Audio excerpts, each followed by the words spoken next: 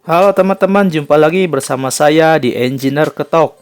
Di video kali ini saya akan sedikit menjelaskan dasar tentang bagaimana cara menggunakan alat multimeter.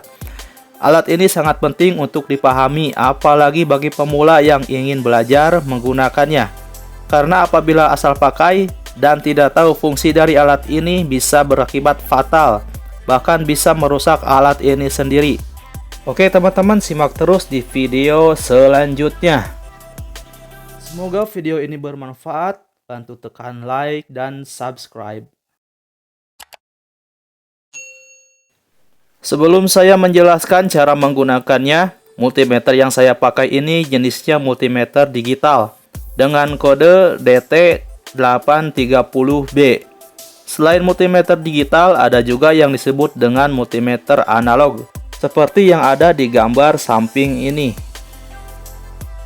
Baik, langsung saya jelaskan dan dimulai dari bawah. Mengenai 3 lubang ini adalah lubang untuk kabel probe ya teman-teman. Dan ini jenis kabelnya. Biasanya kabel berwarna antara hitam dan juga merah. Untuk kabel yang berwarna hitam biasa kita sebut dengan negatif. Kita letakkan di bagian paling bawah. Untuk kabel bagian merah kita letakkan di bagian tengah. Ini untuk kutub positifnya. Sedangkan untuk lubang yang paling atas ini berfungsi untuk mengukur ampere. Seperti ini ya teman-teman untuk pemasangan kabel probe di multimeter. Untuk selanjutnya kita beralih ke bagian tengah. Untuk bagian ini namanya selektor.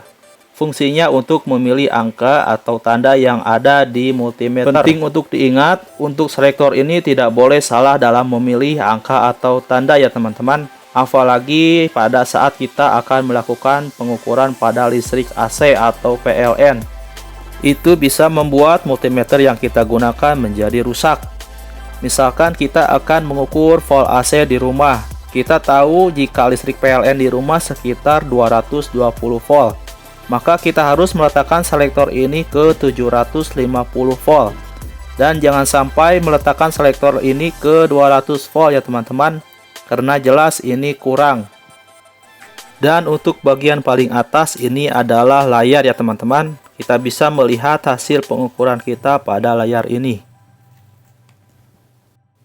Oke teman-teman, langsung ke proses pengukuran. Kita mulai dengan mengukur pada ACV. Fungsi ACV ini adalah untuk mengukur arus bolak-balik, misalnya pada listrik PLN. Sekarang kita akan melakukan pengukuran pada stop kontak. Langsung saja selektor kita letakkan di 750 volt. Perlu diingatkan kembali peletakan selektor, jangan sampai salah ya teman-teman.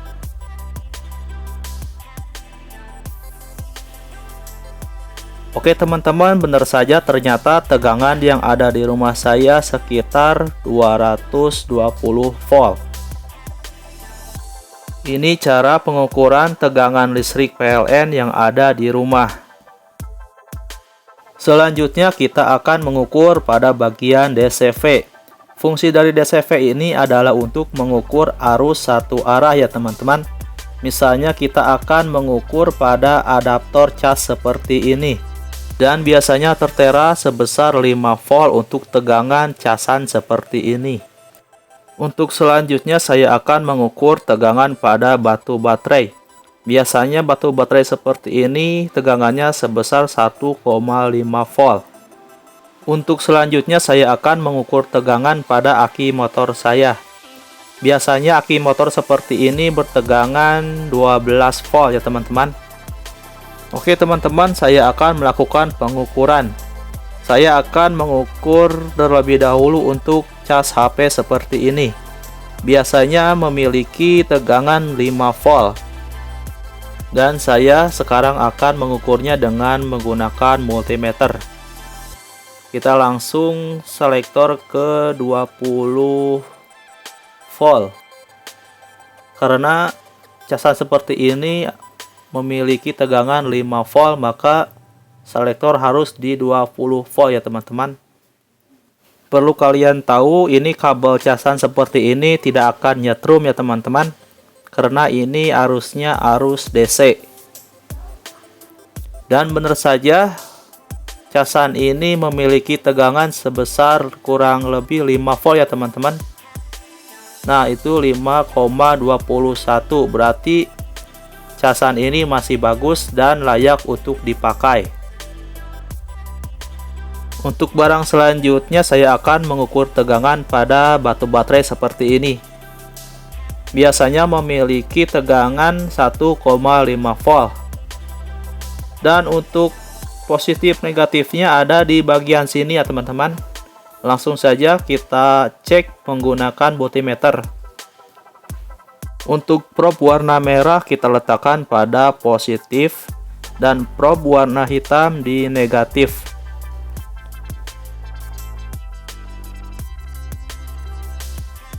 Oke teman-teman, ternyata hasil pengukuran multimeter ini di 1,5 volt. Karena baterai yang saya ukur ini masih dalam keadaan baru ya teman-teman. Untuk barang selanjutnya saya akan melakukan pengukuran pada aki bekas motor saya. Biasanya aki seperti ini memiliki tegangan sebesar 12 volt. Oke, kita ukur menggunakan multimeter ini ya teman-teman. Untuk positifnya ada di sebelah kanan dan negatifnya ada di sebelah kiri. Langsung saja probe-nya kita taruh di atas aki. Untuk yang positif ada di probe merah dan negatif probe hitam. Oke, untuk hasilnya ada di 10 voltmeter ya teman-teman. Berarti aki ini sudah lemah dan saatnya untuk dicas.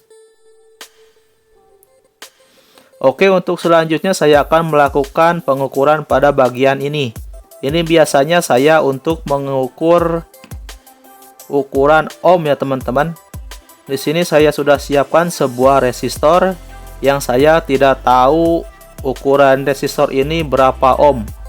Langsung saja kita cek menggunakan multimeter.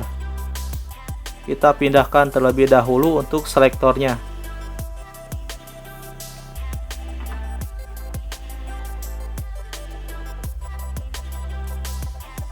Oke teman-teman, apabila tidak muncul angka pada saat melakukan pengukuran, maka selektor kita pindahkan ke angka yang lebih besar.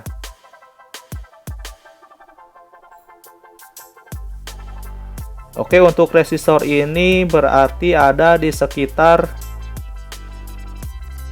20 ohm ya teman-teman. Berarti ini resistor 20 ohm. Untuk selanjutnya saya akan meletakkan selektor ini pada lambang dioda ini. Lambang dioda ini lumayan cukup banyak fungsinya ya teman-teman. Misalnya kita akan melakukan pengecekan pada sebuah kabel yang kita belum tahu kabel itu masih bagus atau sudah putus. Baik, saya akan melakukan pengukuran pada kabel hitam ini saja. Oh ya teman-teman, untuk probe pada pengukuran kabel itu bebas ya teman-teman, tidak ada positif atau negatifnya. Itu artinya boleh terbalik.